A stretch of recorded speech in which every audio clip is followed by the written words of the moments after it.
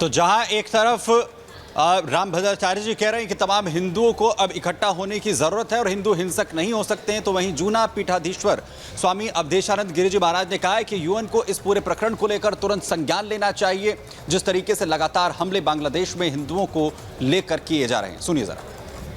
हमारे साथ जुड़े हुए हैं बेहद खास मेहमान जूना पीठाधीश्वर आचार्य स्वामी अवधेशानंद गिरि जी महाराज हमारे साथ जुड़े हैं। महाराज जी प्रणाम, बहुत बहुत स्वागत है रिपब्लिक भारत पर आपका। हम लगातार बांग्लादेश की तस्वीरें दिखा रहे हैं, आहत है हर कोई इससे कि क्यों हिंदुओं को टारगेट किया जा रहा है, क्यों लगातार हमले हो रहे हैं और अंतरिम सरकार कुछ नहीं कर रही है।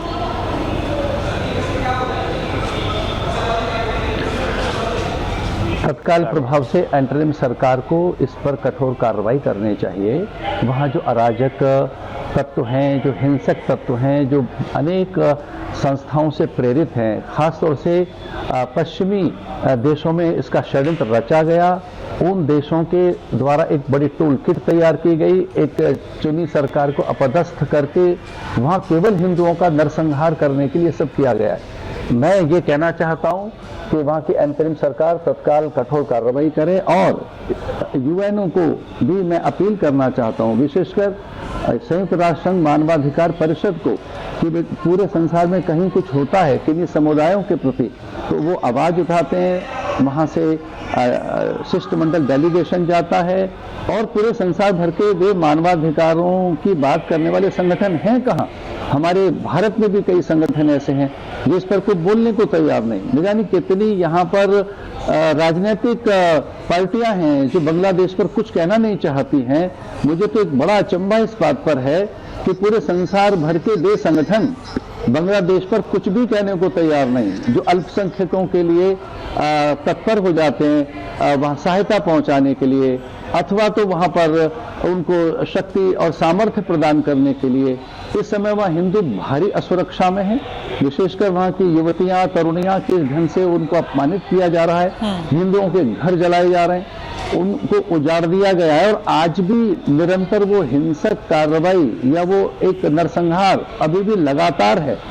इस पर तत्काल अंतरिम सरकार को कुछ करना चाहिए। उन्होंने अपनी प्राइम मिनिस्टर को अपदस्थ करना था, वो उनका विषय था, पर उसके अलावा वो हिंदुओं को लक्षित करके, हिंदुओं को चिन्हित करके उनका नरसंहार न करें।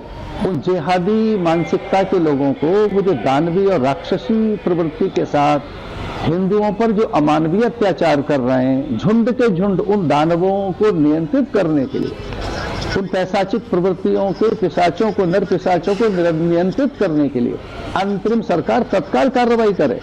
और शरणार्थी वहां से भाग रहे, हम उनका स्वागत भी करना चाहते हैं। हम कहना चाहते हैं कि अगर शरणार्थी, हिंदू शरणार्थी भारत में आते हैं तो उनका सम्मान करेंगे, स्वागत करेंगे, उनके लिए सारी व्यवस्थाएं मुहैया कराई जाएंगी। लेकिन किस ढंग से वो गहरे आतंक में डूबा हुआ है पूरा हिंदू समाज, इसके लिए वहाँ की सरकार का एक दायित्व बनता है।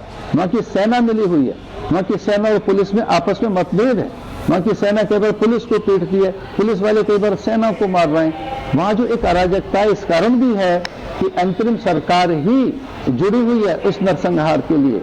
तो मैं अपील करता हूँ संयुक्त राष्ट्र संघ की उस महासभा से जिसमें मानवाधिकारों के लिए बड़ी सजगता है, चौकन्नापन है, वो कहाँ बैठी है? वो मूक बनकर बैठी है, चुप क्यों बैठे हैं वे सारे संगठन? उन्हें आगे आना चाहिए। मेरी बात यह है, पूरे हिंदू समाज में आक्रोश है, न केवल संत समाज में, पूरे संसार के हिंदुओं के मन उद्वेलित हैं। पूरे संसार भर के हिंदुओं के मन में भारी आक्रोश है, क्योंकि हिंदू अहिंसक है, हिंदू सभ्य है, सौम्य है। हिंदू कभी आंदोलन ऐसे नहीं करता कि किसी घर उजाड़ दिए जाएं, किसी समुदाय की सामूहिक हत्याएं कर दी जाएं। तो उन हिंदुओं ने, जिनके कारण बांग्लादेश में उन्नति है, आज बांग्लादेश में जो प्रगति दिखाई दी केवल हिंदुओं के कारण, वहाँ की इकोनॉमी में बूम आया। और हम भारत के लोग जिन्होंने, बिल्कुल, ये बड़ा सवाल यहाँ पर खड़ा होता है कि चुप्पी क्यों साधे हुए हैं। स्वामी जी, एक सवाल मेरा और रहेगा, जिस तरीके से हम भारत की बात कर रहे हैं तो विपक्ष चुप्पी साधे हुए है, या फिर जो बयान सामने आ रहे हैं वो हैरान करने वाले हैं, क्योंकि माइनॉरिटी के साथ बांग्लादेश में जो हो रहा है कहीं ना कहीं वो सबक लेने वाली बात है। इतना महत्वपूर्ण क्यों हो जाता है इस मुद्दे पर बात करना, डिस्कशन करना और इसके लिए कदम उठाना या इससे सबक लेना?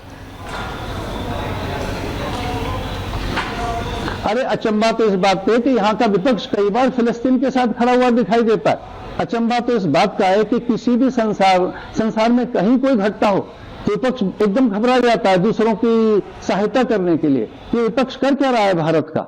यहाँ के वो गैंग, मोमबत्ती गैंग कहां चले गए? वो लिबरल लोग कहां चले गए? वो उदारवादी झुंड के झुंड लोगों के जो पहुंच जाते हैं राजघाट पर, पहुंच जाते हैं वो इंडिया गेट पर, वो पहुंच जाते हैं वहां पर चर्च गेट पर, या वो पहुंच जाते हैं विक्टोरिया पार्क में, वो हैं कहां सारे? वो मोमबत्ती गैंग वो हैं कहां सारे जो बहुत सो कॉल्ड लिबरल हैं?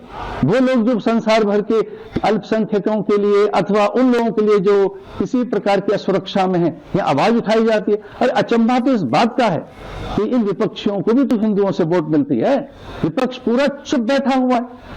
विपक्ष के मुंह से एक शब्द नहीं निकल रहा है कि बांग्लादेश में हिंदुओं का भारी नरसंहार हो रहा है।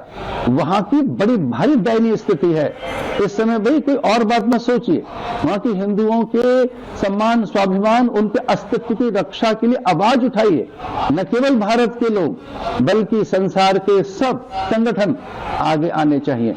और वहां की इंटरिम सरकार उनको कत्ल करने के लिए मूक बंद करना बैठे, वो आगे आए उन हिंदुओं की सुरक्षा के लिए। मैं वहां की इंटरिम सरकार को ये आग्रह करता हूं कि चुप न बैठें, उनके घर उजड़ने न दें, उन्हें सुरक्षा प्रदान करें। तो स्वामी अवधेशानंद गिरि जी महाराज जो अपील कर रहे हैं कि सारे संगठनों को आगे आना चाहिए यहाँ पर।